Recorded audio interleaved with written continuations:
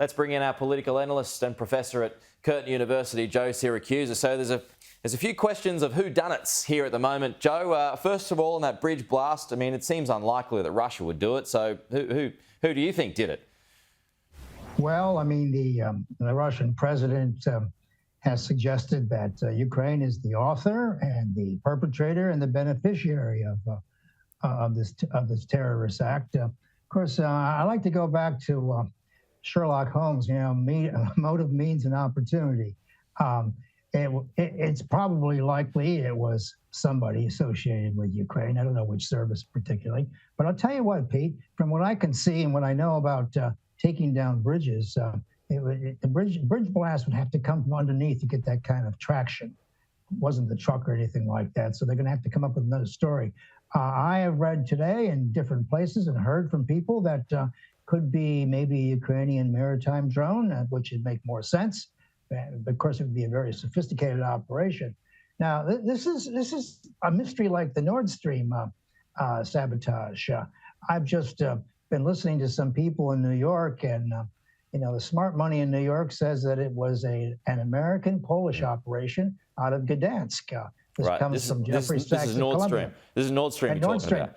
Yeah. So we're getting these major sabotage attacks, and now this is what you do in a war like this. That's going to go on for a long time, and this, of course, this gives Putin an opportunity to lash out at the Ukrainians.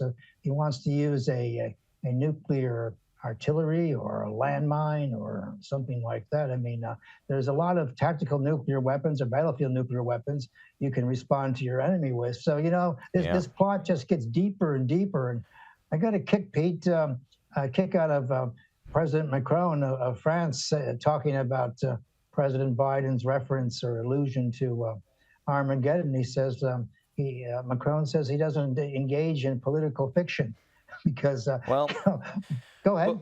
Well, just on Biden, I mean, he threatened to do something to Nord Stream, the gas pipeline, several weeks ago. And I mean, I'm faced with the question at the moment, and I mean, it just doesn't seem likely that Russia would have blown up its own pipeline when it could just simply turn the gas off. So, I mean, the fact that Biden had made this comment, I'm like, could the Americans be involved here? Oh, yeah. I mean, not only Biden, but other people have been arguing in the Pentagon for a couple of years now that they didn't want that Nord Stream #2 to go online anyway. They thought it was a mistake. They thought it was an attempt to keep Germany on the hook or to blackmail Europe. Not many people in the Washington establishment wanted that thing. And I could easily see an operation with Poles and Americans taking Nord Stream out. And look, it makes no sense for the Russians to have taken it out. But once again, I think the not NATO, but the Americans and the Poles would have had the opportunity and the means and the motivation to do so. So we're going to get a lot more of this kind of thing. And of course, the Ukrainians have been very silent on this stuff. I mean, they don't want to take credit for things they didn't do, and they're trying to be very quiet and not to take too much pleasure in what happened to that Crimea bridge. I mean, the bridge thing is just spectacular in terms of the explosion that it caused and the optics, and it's going to keep people back for a long time. But I'll tell you what, this war is a proxy war, which is starting to spill out into different places. In the case of Nord Stream, it's in the Baltic Sea. Now it's in Ukrainian waters. It's near international waters. So it's starting to spread its tentacles and dragging all kinds of people in. Yeah, and that's a really good point. And the danger is, well, who gets sucked in first? Well, that's a very good question. And keep in mind, Pete, and I always I like to tell this to my students over the years. And when the president wakes up in the morning, he not only has to deal with international crises, but he has to deal with politics. Biden is dealing with these congressional elections, which are only 30 days away, and we're likely going to get Republican majorities in the House, maybe even in the Senate. And, they're going to start investigating his kid, who's looks as crooked as a fish hook. Well, it looks like that's on, right? Looking into that now. And Ted Cruz and his people are going to go after the head of Homeland Security.